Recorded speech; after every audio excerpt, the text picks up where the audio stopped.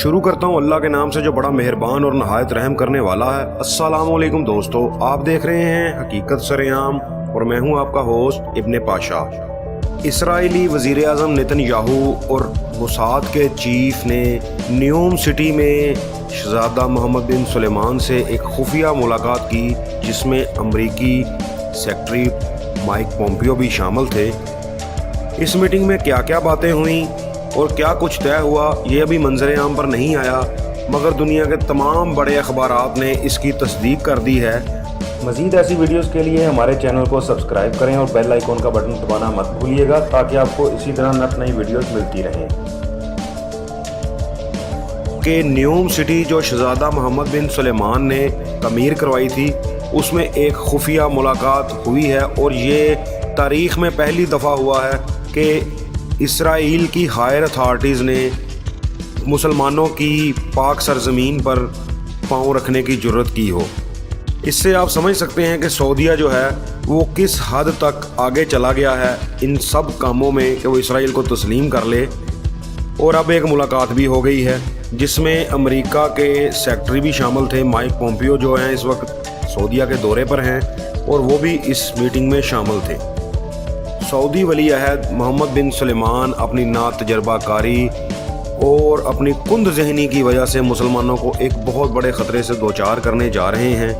आप जानते हैं कि सऊदी अरब ने इससे पहले ही इसराइल के लिए अपनी फ़ज़ाई रास्ते भी खोल दिए हैं, उनके साथ सफारती ताल्लुकात भी बना लिए हैं, उनके शहरियों को सफ़र करने की इजाज़त दे दी है।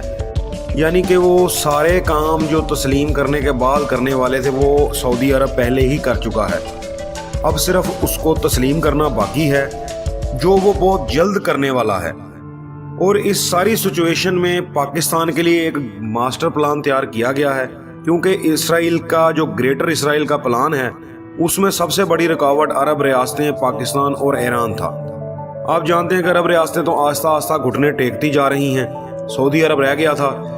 आने वाले चंद दिनों में आपको ये भी खबर मिल जाएगी कि सऊदीया उसे बाज़ाब्ता तस्लीम करने जा रहा है और सऊदी रियासतें जो हैं वो अब घुटने टेक रही हैं इसराइल के सामने। पाकिस्तान के लिए ये प्लान तैयार किया गया है कि इसको धमकियां दी जा रही हैं, बेइंतहा प्रेशर है इस वक्त पाकिस्तान के ऊपर। आप जानते हैं कि हकीकत सरेआम आपको बता चुका है कि इससे पहले हमें बहुत सारी पेशकशें भी दी गई हैं और धमकियां भी दी गई हैं। पेशकश ये की गई थी कि आपको FATF की ग्रे लिस्ट से निकाल कर वाइट लिस्ट में डाल दिया जाएगा और आलमी मालियाती अदारों से जो पाकिस्तान ने कर्जे लिए गए हैं वो माफ़ भी करवा देंगे, उनमें से रिलीफ भी दिलवा देंगे आपको। और भी बहुत सारी पुरकशिश पेशकशें जो हैं वो पाकिस्तान को दी गई हैं। और इसराइल को तस्लीम ना करने पर जो धमकियां हैं उनमें ये कहा गया है कि अगर आप इसराइल को तस्लीम नहीं करते तो तमाम अरब रियासतें वादी को, मकबूजा वादी को भारत का हिस्सा तस्लीम कर लेंगी, आपको ग्रे लिस्ट से ब्लैक लिस्ट में डाल दिया जाएगा और आलमी मालियाती अदारे यानी IMF की तरफ से तमाम कर्ज़ों की फौरी वापसी पर आप पर जोर दिया जाएगा, आपकी माशरत को तबाह कर दिया जाएगा। इसके लिए इसराइल कदम ब कदम आगे बढ़ रहा है। पाकिस्तान में मीडिया के ज़रिए एक प्रोपेगेंडा किया जा रहा है कि जनाब फ़ौज जो है वो इसराइल को तस्लीम करने के हक़ में है, मगर उसकी राह में प्राइम मिनिस्टर इमरान खान रोड़े अटका रहे हैं।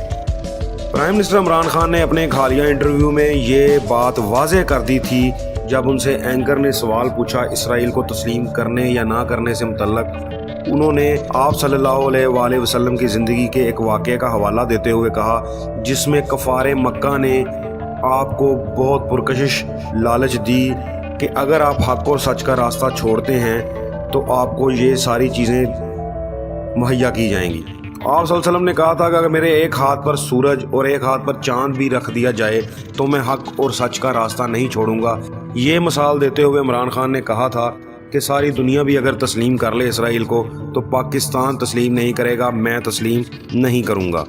तो पाकिस्तान का मौक़िफ़ तो इस पर बहुत वाज़ेह और क्लियर है, मगर इस वक्त सूरत हाल ये है कि पाकिस्तान को अंदरूनी और बैरूनी बहुत सारे चैलेंजेस का सामना है, جس میں سب سے بڑا چیلنج جو ہے وہ اپنے ہی مسلمان بھائیوں کے ساتھ ایک شدید مخاصمت کا ہے کہ عرب ریاستیں جو ہیں وہ مسلسل مسلمانوں پر دباؤ ڈال رہی ہیں، تمام مسلمان ممالک پر دباؤ ڈال رہی ہیں، پاکستان پر دباؤ ڈالا جا رہا ہے اور اقدامات ایسے کیے جا رہے ہیں کہ پاکستان کو ہر طرف سے گھیر لیا جائے۔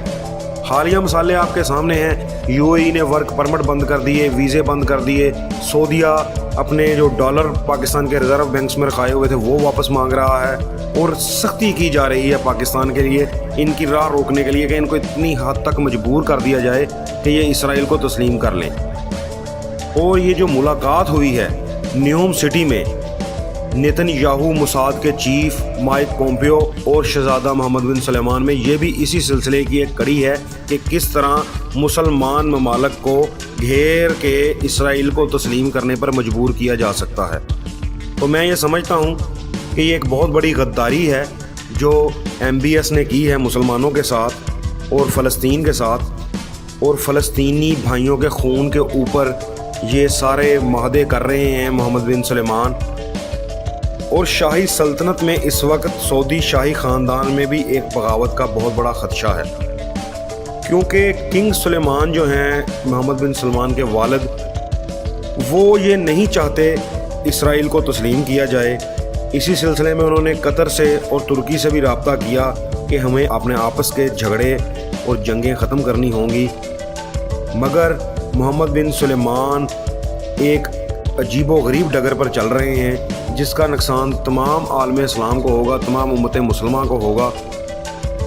اسی کے ساتھ اجازت چاہتا ہوں، اگر ویڈیو پسند آئے تو لائک کریں، کمنٹ کریں اور شیئر کریں۔ شکریہ۔